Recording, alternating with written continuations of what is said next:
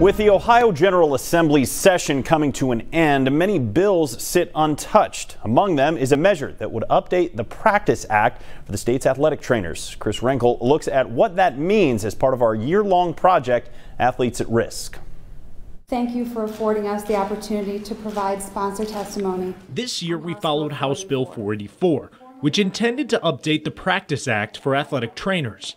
The act hasn't been updated in 30 years since it originally became law. My Practice Act needs to be modernized because what's being taught at the university level does not match to what I'm allowed to do in the real world. Meaning what the law allows an athletic trainer to do and what they're trained to do is outdated. I'm a common sense type person, so it didn't make sense to me that as my sons play, football and run track, the athletic trainer on the sidelines couldn't start an IV or couldn't give them a Motrin if they needed it. We first highlighted this issue in January.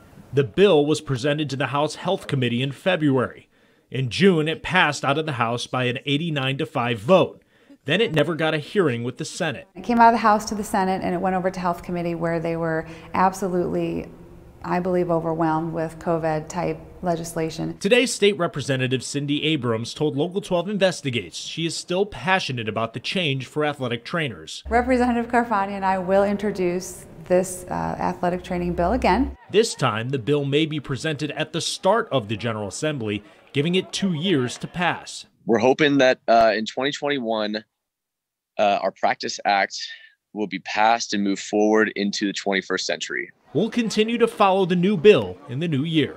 Chris Renkel, Local 12 News. Kentucky updated its Practice Act earlier this year. Abrams said she doesn't believe Ohio will be far behind. To read up on either state's Practice Act, head to athletesAtRisk.com.